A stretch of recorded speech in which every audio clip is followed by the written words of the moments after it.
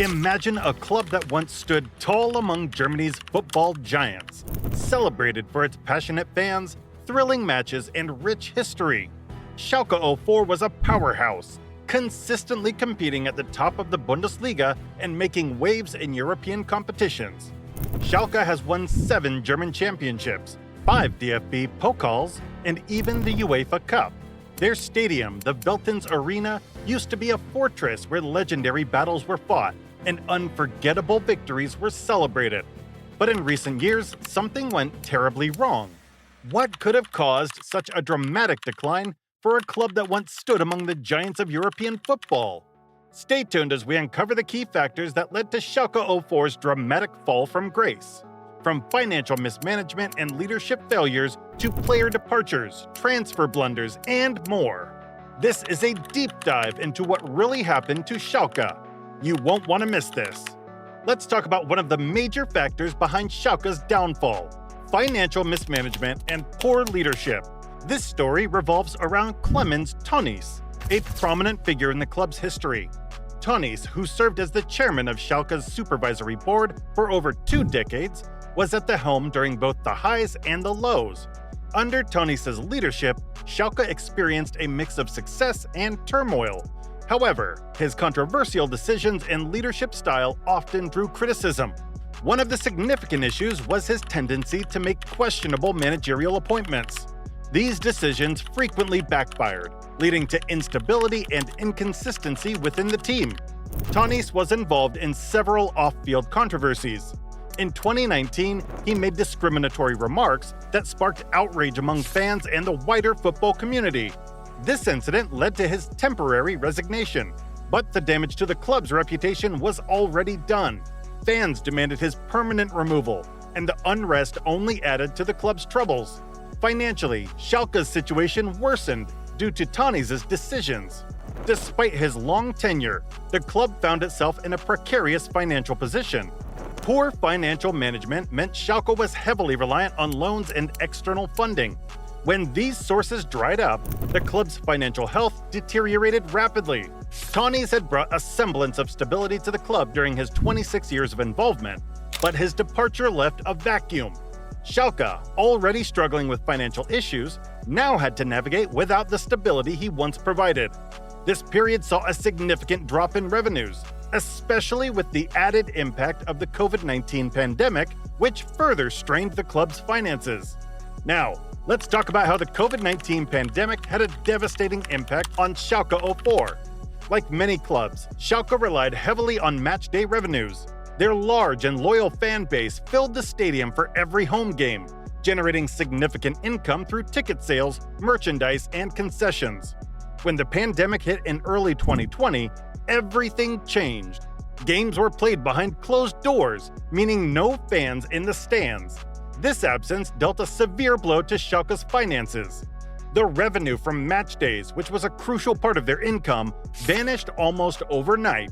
But it wasn't just the lack of matchday income that hurt Schalke. The pandemic also disrupted other revenue streams. Sponsorship deals, broadcasting rights, and commercial activities were also affected. With the club already facing financial challenges, these additional losses were catastrophic. On the field, the team's performance mirrored their financial troubles. Schalke struggled throughout the pandemic-affected seasons. Without the passionate support of their fans, the players seemed to lack the extra motivation needed to compete at the highest level. The team's form plummeted, leading to one of the worst seasons in the club's history. In the 2020-2021 season, Schalke went through 5 different managers in a desperate attempt to turn things around. Unfortunately, it did not help. The team won only 3 games all season, ending up with a mere 16 points and a staggering 86 goals conceded. This dreadful performance resulted in their relegation from the Bundesliga. Now let's talk about the player departures and transfer failures that played a big part in Schalke 04's downfall. Over the years, Schalke lost several key players on free transfers, largely due to mishandled contracts. This started a chain reaction of problems for the club. First, let's look at Leon Goretzka, a talented midfielder who came up through Schalke's ranks. Goretzka was a crucial player for the team. However, due to poor contract management, Schalke couldn't secure his long-term future.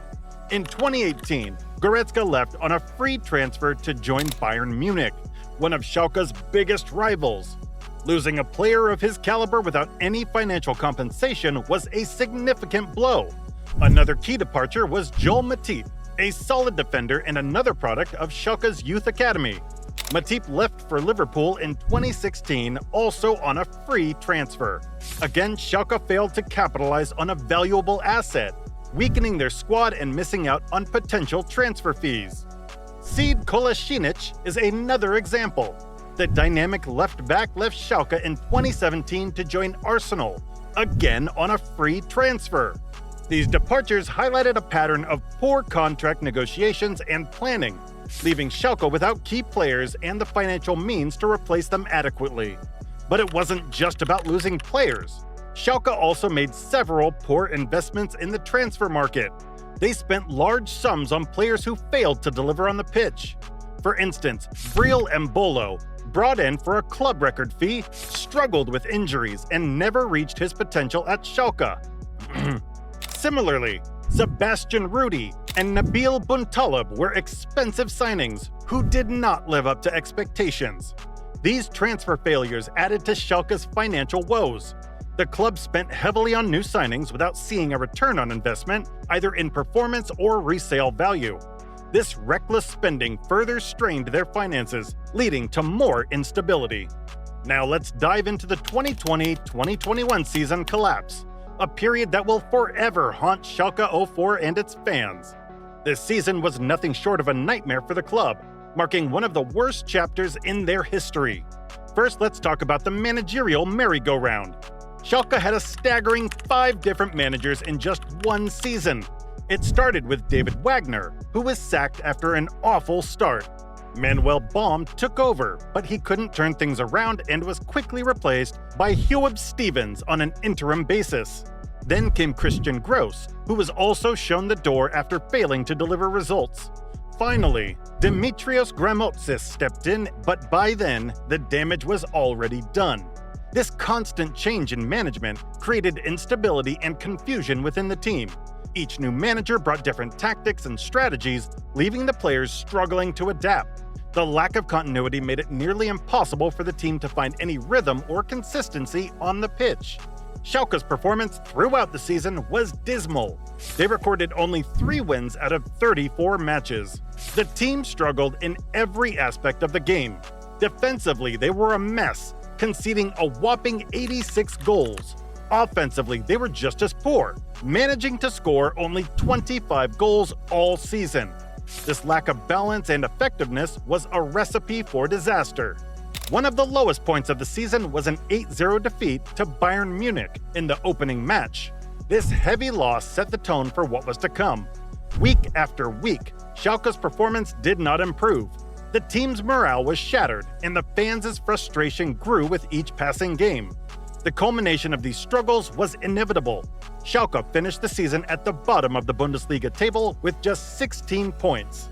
Their relegation was confirmed with several matches still to play, ending their 30-year stay in Germany's top flight.